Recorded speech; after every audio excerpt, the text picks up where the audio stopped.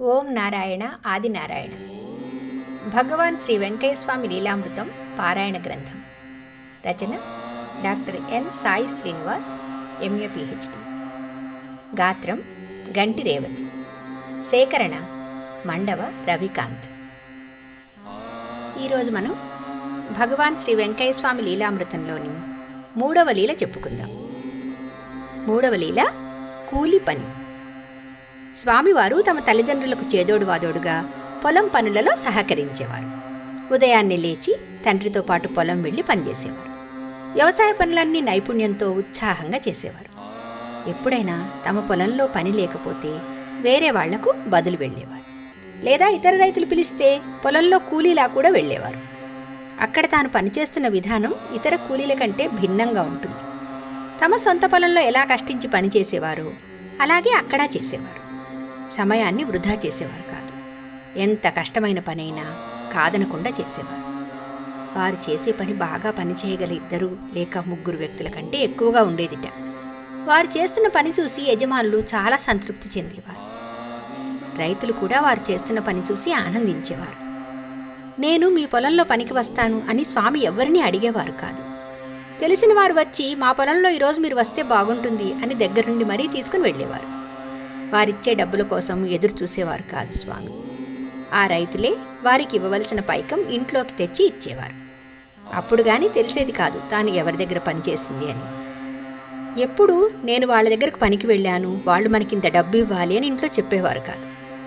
తాను సంపాదిస్తున్నాను అనే భావన లేకపోవడమే వారి ప్రత్యేకత. అలా తల్లిదండ్రులకు, కుటుంబ పోషణకు, వ్యవసాయ పనులలో తన వంతు సహకారం అందించేవారు స్వామి. మనం స్వామివారి జీవితంలో జరిగిన ఈ లీలను పరిశీలించినట్లయితే కొడుకు ఎంత బాధ్యతగా ఉండాలో తెలియజేస్తున్నారు. అలాగే మనం ఎవరి దగ్గరైనా పనిచేస్తున్నప్పుడు ఎలా ఉండాలో బోధిస్తున్నారు. వారు చేస్తున్న పనిలో కనపరిచిన శ్రద్ధ, అంకిత భావంతో చేయడం మనం అందరం పాటించాలి. ఏ పని చేసినా అలా చేసినప్పుడు ఆ పని సఫలీకృతమవుతుంది. మనకు అప్పచెప్పిన పనిపై అంకిత భావం చాలా అవసరం. స్వామి కూలీ డబ్బులపై మక్కువ చూపలేదు. పనిలో నిమగ్నమవ్వడం వారి విశిష్టత. అంతేకాకుండా యజమానిని గౌరవించటం, తాను గౌరవాన్ని పొందటం ప్రత్యేకంగా చెప్పుకోవాల్సిన విషయం. మనం ఎక్కడైనా పనిచేసేటప్పుడు మన ప్రవర్తన ఎలా ఉండాలో ఇది తెలియజేస్తుంది. ఒక ఉద్యోగిగా బాధ్యతలను నెరవేర్చేటప్పుడు స్వామిని ఆదర్శంగా తీసుకున్నట్లయితే ఎంతో మందిలో ఎంతో మార్పు వస్తుంది. అందుకే ఈనాటి యువత మరియు సంస్థలు నడిపించే వ్యాపారులు స్వామివారి చరిత్రను తెలుసుకోవాలి. స్వామివారు పనికి వెళ్ళినా ఆ రైతులంతా కూడా ఎంతో సంతోషించేవారు. స్వామివారు అనుసరించిన ఇలాంటి సందేశాత్మక ఆచరణ అందరూ పాటించాలి. వారు పనిచేసిన ప్రాంతం సస్యశ్యామలం అయింది. వారి పాదస్పర్శతో పావనమైన ఆ నేల తల్లి పులకించింది. నాగుల వెల్లటూరులో వారు పనిచేసిన రైతులందరూ కూడా అదృష్టవంతులని చెప్పవచ్చు. ఒక్కొక్కసారి స్వామివారు గడ్డి కోయడానికి వెళ్తే అందరికంటే ఎక్కువ గడ్డి కోసుకుని వచ్చి పశువులకి వేసి వాటిని ప్రేమగా నిమిరేవారు. అవి కడుపు నిండా తినాలని వాటికి ప్రేమతో వేసేవారు. కొట్టంలోకి వెళ్ళి వాటితో ప్రేమగా మాట్లాడేవారు. ప్రతి పశువును ఆప్యాయంగా పలకరించేవారు. వారి జీవకారుణ్యానికి పశువులన్నీ స్వామివారి మాటకు కట్టుబడి ఉండేవి. ఆ నోరులోని మూగజీవులను తోలుకొని వెళ్ళినప్పుడు అవి గడ్డి మేసే ప్రాంతంలో చుట్టూ ఒక గీత గీసి స్వామివారు ధ్యానం చేసుకోవడానికి వెళ్ళిపోయేవారట. స్వామి తిరిగి వచ్చేంత వరకు అవి ఎటు వెళ్లకుండా ఆ గీత మధ్యలోనే ఉండేవిట. క్రూర మృగాలు ఆ గీత దాటి లోపలికి వెళ్లకుండా అది లక్ష్మణ రేఖ వలె వాటిని కాపాడింది. తన బాల్యంలో తల్లిదండ్రుల ఎడల స్వామి చూపించిన కృతజ్ఞత నేటి యువతరానికి మార్గదర్శనం. మూగజీవాల పట్ల వారు ప్రదర్శించిన కరుణ అందరికీ అనుసరణీయం. ప్రతి కొడుకు తన తల్లిదండ్రులకు అండగా ఉండాలి. ఏదో ఒక ఉపాధి ద్వారా కుటుంబ బాధ్యతలో తోడ్పాటుగా ఉండాలి. ఉద్యోగిగా, కార్మికునిగా మొదలైన వృత్తులు చేపట్టిన మనమంతా కూడా స్వామివారి జీవితం ద్వారా మన బాధ్యతలను, కర్తవ్య నిర్వహణను అంకిత భావంతో ఎలా చేయాలో తెలుసుకొని ఆచరిద్దాం. వారి మార్గంలో జీవిద్దాం. 3వ లీల సంపూర్ణం. ఓం నారాయణ ఆదినారాయణ. 4వ లీల కీలక ఘట్టం. స్వామివారికి అమ్మా నాన్నలు పెట్టిన పేరు వెంకటపతి. వెంకయ్య స్వామి ఎలా అయ్యారు? సాధారణ మానవుడు దేవుడు ఎలా అయ్యారు? వారిలో ఈ మార్పుకు అసలు కారణం ఏమిటి తెలుసుకునే ప్రయత్నం చేద్దాం. స్వామివారికి చిన్న వయసులోనే సుమారుగా 16 సంవత్సరాల వయస్సులో ఒకసారి జ్వరం వచ్చింది. రోజురోజుకు ఆరోగ్యం క్షీణిస్తోంది. ఎన్ని రకాల మందులు వాడినా ప్రయోజనం కనిపించలేదు.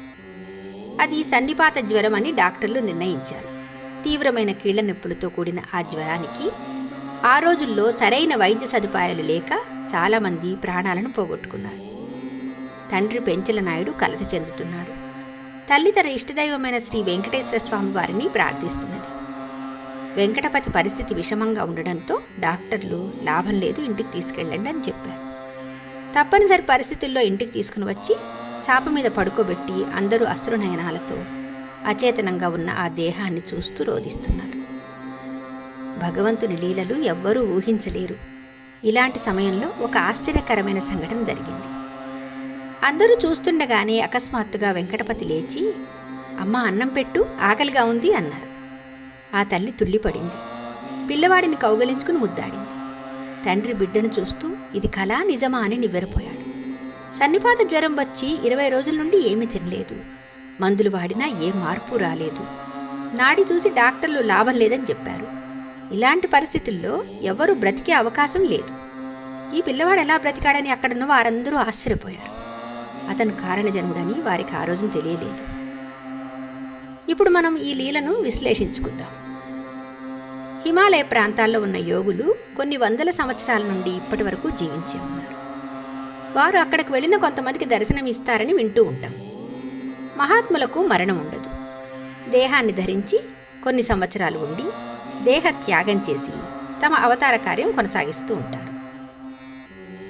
ఆ మహనీయులు కొంతమంది పుణ్యపురుషులకు దర్శనం ఇస్తూనే ఉంటారు. ఇది వాస్తవం. లోక కళ్యాణం కోసం సంచరిస్తూ యోగ్యత గల దేహాన్ని ధరించి మరలా కొత్త జీవితం ప్రారంభించి తమ అవతార కార్యం కొనసాగిస్తారు. ఇక్కడ వెంకటపతికి వచ్చిన జబ్బు సన్నిపాత జ్వరం. దీనికి సంబంధించిన ఎలాంటి వైద్యం ఆ రోజుల్లో లేదు. ఈ జబ్బు వచ్చిన వారు 10 రోజులకే చనిపోతూ ఉన్నారు. డాక్టర్లు లాభం లేదు, తీసుకెళ్ళండి అని చెప్పారు. పిల్లవాడికి శ్వాస ఆడటం లేదు. ప్రాణం లేదని క్రింద పడుకోబెట్టి అందరూ రోధిస్తున్న సందర్భంలో అకస్మాత్తుగా లేచి పిల్లాడు అన్నం పెట్టు అంటే అది దైవలీలయే కదా. లోక కళ్యాణం కోసమే మునులు ఋషులు తపస్సు చేస్తుంటారు. వారు చిరంజీవులు. సరైన సమయంలో వారు వ్యక్తమవుతారు. ప్రజల్లోకి వచ్చిన తర్వాత దేహంతో కొంతకాలం గడిపి దేహ త్యాగం చేసి వారి లీలను కొనసాగిస్తున్నట్లుగా మనం కొంతమంది అవతార పురుషులైన వారిని చూస్తున్నాం. ఉదాహరణకు శ్రీపాద శ్రీవల్లభ, శ్రీ నృసింహ సరస్వతి, శ్రీ మాణిక్య ప్రభువు, శ్రీ స్వామి సమర్థ, శ్రీ షిరిడీ సాయిబాబా మొదలైన వారు దేహాన్ని విడిచిపెట్టిన తర్వాత కూడా వారి లీలలు కొనసాగుతున్నాయి. దత్త అవతార పరంపరగా వీరిని మనం భావిస్తున్నాం. అలాగే రాఘవేంద్ర స్వామి, వీరబ్రహ్మేంద్ర స్వామి, రమణ మహర్షి వీరంతా ఎన్నో జన్మల నుండి అవతార కార్యం కొనసాగిస్తున్న వారే. అయితే ఆయా కాలమాన పరిస్థితుల్ని బట్టి వారి బోధనలు మారుతూ వచ్చాయి. అందరూ చేసింది లోక కళ్యాణమే, విధానాలు వేరుగా ఉంటాయి. ఒక్కొక్కరు ఒక్కొక్క పద్ధతిలో తమ లీలలు చేస్తూ ధర్మ ప్రచారం చేసి ప్రకృతి పరమాత్మల విధానం బోధించారు. కొన్ని భగవంతుని అంశావతారాలలో ఒక జన్మలో కొన్ని విధులు నిర్వర్తించడానికి దానికి మాత్రమే నిర్ణయం జరిగి ఉంటుంది. తరువాత ఆ దేహధర్మాన్ని అనుసరించి ఆ దేహాన్ని విడిచిపెట్టి మరలా జన్మ తీసుకొని వారి కర్తవ్యాన్ని కొనసాగిస్తారు. కొందరి చరిత్రలు పరిశీలిస్తే ఇదే విషయాన్ని మనం గమనించవచ్చు. స్వామివారి చరిత్రలో కూడా గత జన్మ ప్రస్తావన వస్తుంది. వారు గత జన్మల నుండి ఇలా భగవంతుని ఆదేశం మేరకు లోక కళ్యాణం నిర్వహిస్తూ ఉన్నానని స్వామివారే చెప్పారు. అంటే గత జన్మలో సంకల్పించిన ప్రకారమే ఇప్పుడు తల్లిదండ్రులుగా సోంపల్లి పిచ్చమ్మ పెంచల నాయుడుని ఎంచుకొని వారింట జన్మించారు. తదుపరి తన కార్యక్రమంలో భాగంగా ఒక లీల ద్వారా కొత్త జీవితం ప్రారంభించడానికి ఇక్కడ సన్నిపాత జ్వరమును ఉపయోగించుకొని ఆ ఆత్మ మరలా వచ్చి ఈ దేహాన్ని ఉపయోగించుకొని తన కొత్త జీవితం ప్రారంభించింది. ఆత్మ శాశ్వతంగా ఉంటుంది. దేహం అలా కాదు కనుక ఇందులో ఎలాంటి సందేహాలు అవసరం లేదు. ఎందుకంటే స్వామిలో ఈ మార్పు ఈ సంఘటన తరువాతనే జరిగింది. ఇక్కడ నుండి మనం స్వామిలో అనేక మార్పులు చూస్తాం. స్వామివారు ఎవ్వరిలో కలవకుండా ధ్యానంలో ఉండడం, పెంచెల కొనలో ఎక్కువగా గడపటం, స్నేహితుల చేయి చూసి భవిష్యత్తు చెప్పటం, ఇవన్నీ కూడా ఈ సంఘటన తర్వాతే జరిగాయి. అయితే తల్లిదండ్రులు ఇది తెలుసుకోలేక జ్వరంలో ఏదో ఆవహించిందని భావించారు. ఇంతటితో 4వ అంశం కీలక ఘట్టం అనే లీల సంపూర్ణం. తదుపరి లీలలు తర్వాత భాగంలో తెలుసుకుందాం. భగవాన్ శ్రీ శ్రీ శ్రీ గొరగముడి వెంకయ్య స్వామి మహారాజ్కి జై. ఓం నారాయణ ఆదినారాయణ.